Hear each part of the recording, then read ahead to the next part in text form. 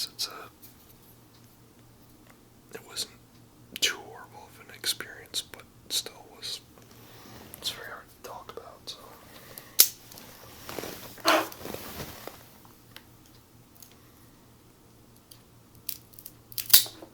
Oh shit. Bad cut right there. Oh man. It's alright.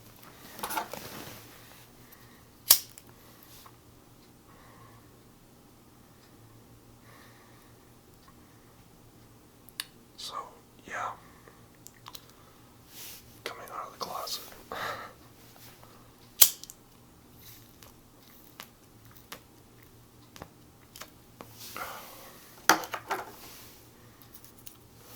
Probably one of the hardest things to do in life. So, I was born in a somewhat Republican family.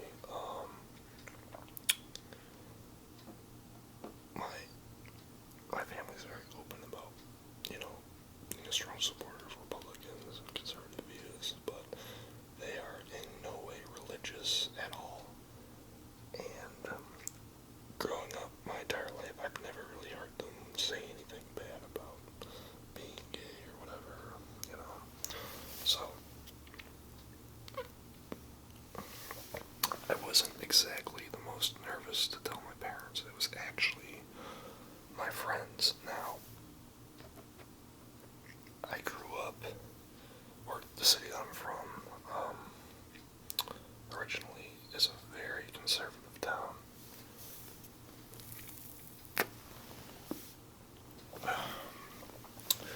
Very conservative, and just I.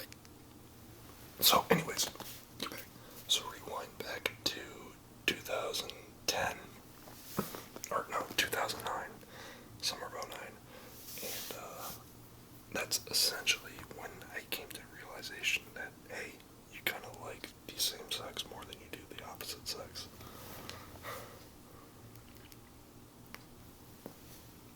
And it kind of just put me into this big, long, giant depression, essentially.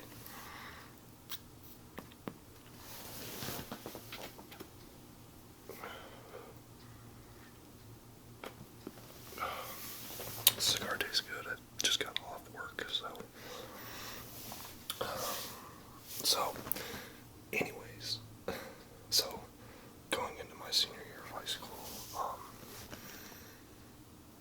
it kind of already felt like I was living a lie, and I had friends, talking about, oh, which girl in school, blah blah blah, and it was always interesting because I never really made an attempt to ever get a girlfriend ever. Like, I just flat out wasn't interested.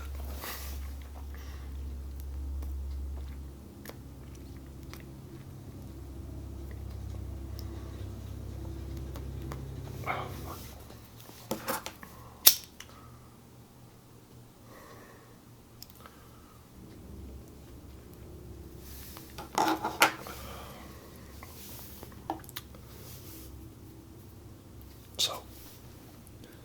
So yeah, high school went by, and essentially, if you were out of the closet in my high school, it wouldn't be the worst, but I couldn't do it because of the friends I had.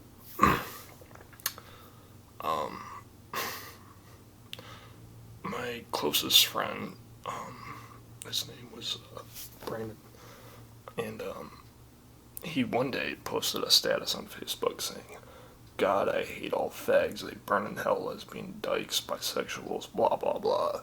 And I remember seeing that and just facepalm. And I was literally on my way to go hang out with them, and I facepalm because, like, not everyone in town is like that, though. Like, not that far either. Like, they don't. I might point out, too, that all these people I'm talking about that are homophobic are all fat and religious.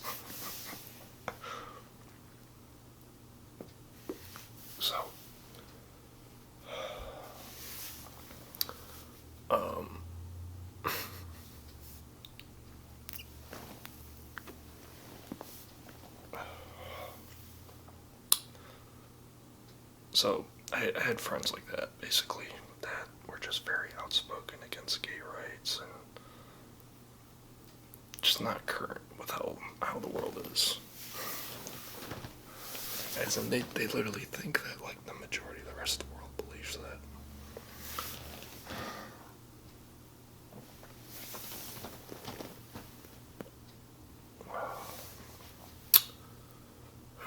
So fast forward,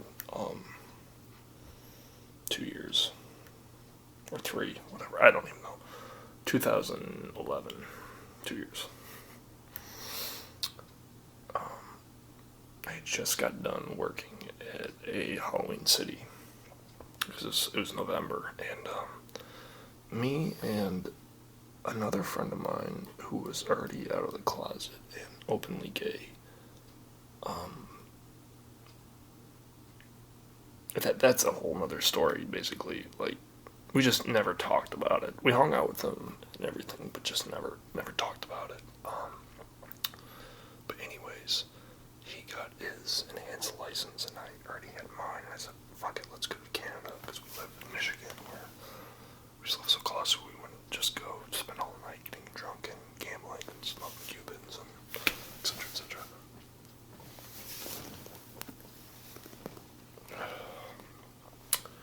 And so we get to Canada, and I just got plastered. I've been to Germany, I've been to all these places in the world, been drunk at. Never got more drunk before ever in my life. Like, bad decisions. I had a horrible stomachache the next day.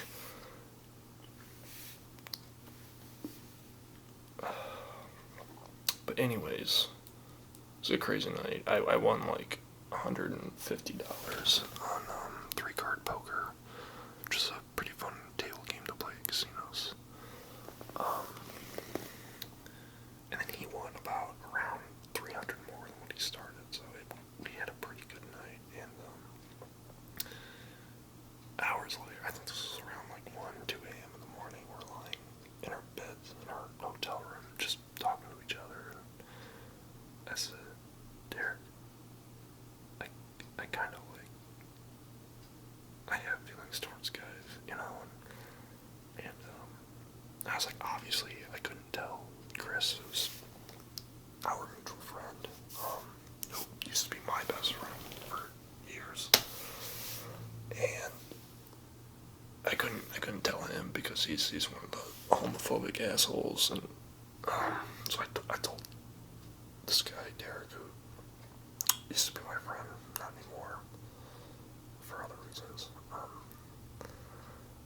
And so I finally told someone, and his reaction was, he's not a very lively person, so his reaction was pretty chill to it, but we kind of started forming a friendship there. We never really were tight friends, we were just mutual friends through Chris.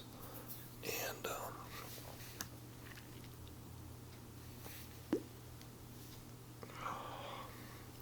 so then it got into this whole thing where he wanted me to go to this place. He wanted me to go to this gay bar in Ann Arbor with him. And of course, at first, I was like, "Fuck yeah, I want to go." But then I'm like, "Oh shit, you're kind of in the closet."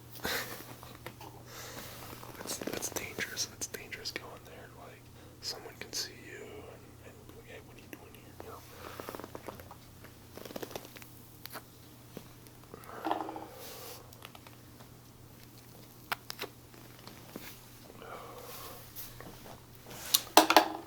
Oops.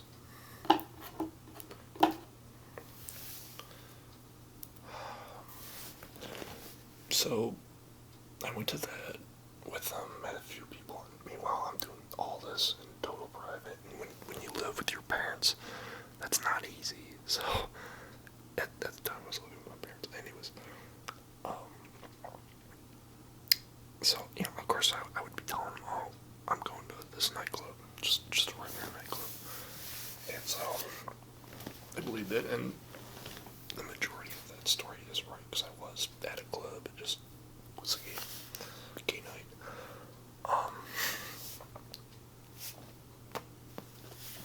anyways, I had a lot of fun, but it somehow just made my depression worse because that was one night, only one night I got to do that. I'm like, now what? Now I just go back to my parents' house doing stupid shit that, like, I was in school, but I wasn't, I was kind of, I felt like I was forced into being at school, like I didn't really know what I wanted to study yet. Horrible.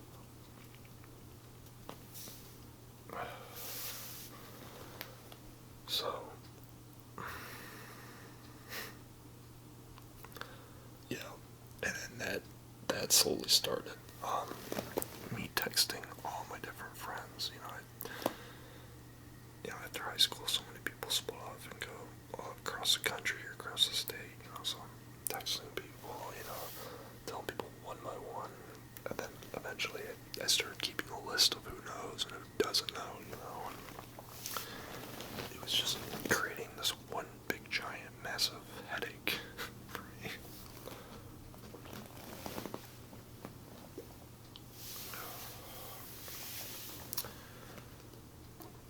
Yeah. And then one day I reached my breaking point and kind of had an episode in front of my mother, and I broke down and cried and said, life sucks, I'm depressed, I hate everything, I hate school, I hate learning. It was just so many emotions at once, and so we took me to the hospital, and later on I got checked into actually the hospital where I work now, which is very ironic.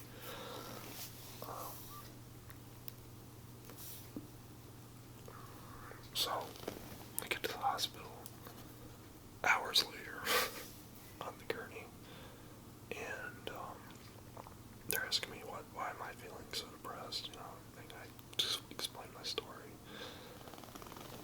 And that's not the only reason why I was depressed. There's several other reasons, but that's not relative to what we're talking about right now.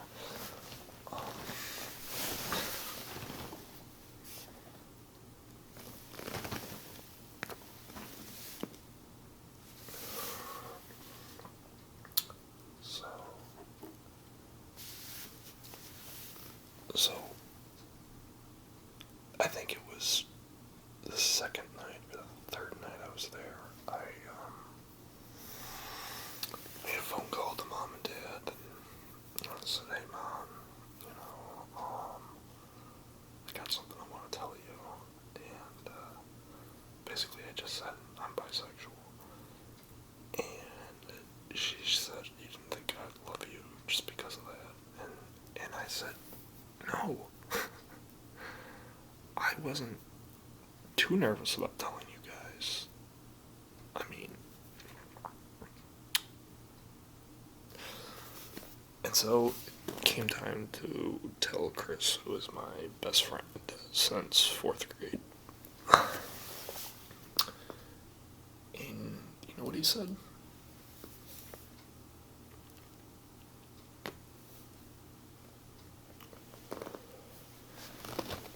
He says, "That's okay if that's the way you are.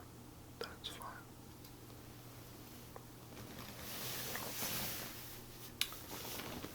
That turned out to be a big giant fat lie.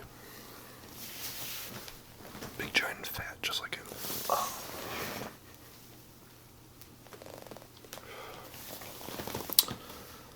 Yeah. I thought we were good.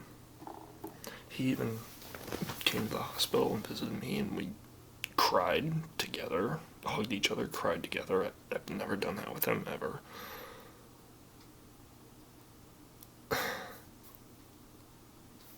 Yeah. So this was like, cool, alright, well, I'll just go home now, and maybe life will just pick up and go back. Well, no, because then I got put on medication, and the truth was, I was severely depressed. It just, it's a hard life, hard times. I don't even know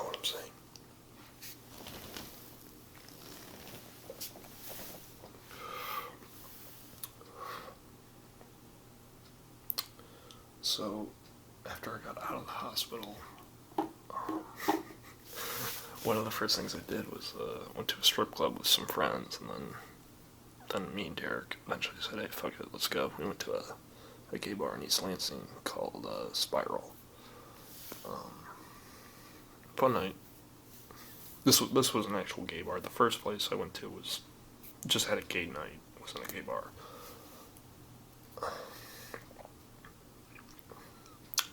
So, I think I hung out with Chris one time after the hospital. One time, and we didn't because what happened was it's weird because like we lived in the same town, and just all of a sudden he started all this like, "Oh no, I can't come hang out. I gotta save gas." And it's like, what the fuck? You like you've never used that excuse ever before in your life, and it was just obvious what he was thinking. And, yeah, and I think it was like the third time he canceled again or something, and I said, you know what, I'll just call out what's going on here, dude. Like, you don't like me anymore. Well, actually, what happened too was I started dating someone, and that's when we kind of were talking. And then I called him one day to talk to him. I said, "Oh, I thought you were avoiding me," and I'm like, "Why would I be avoiding you?" You know. And when I told him that I was dating a guy, I think that's what pushed him over the edge with all this.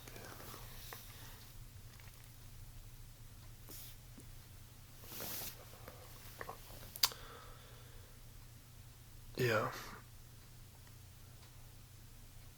it really sucked losing somebody that you considered to be your own brother,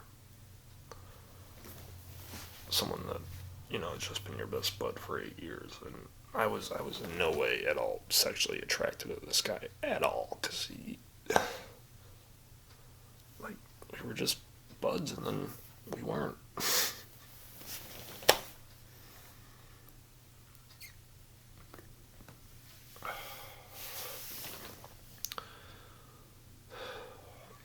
I mean, this family kind of was really fucking crazy. His father is one of those people that thinks that dinosaurs were here at the same time as man, and that he told me that Marco Polo fought a dinosaur, and that it's just they're that religious, not crazy about it. It was crazy times.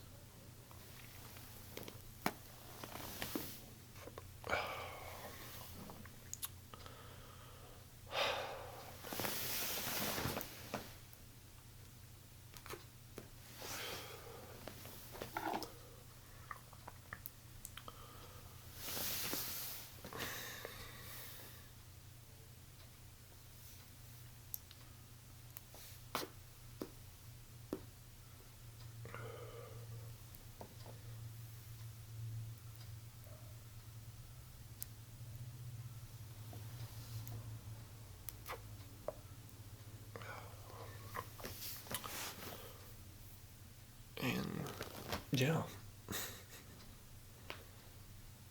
the story doesn't end there, but I could go on for like another 2.5 hours talking about the rest of the way.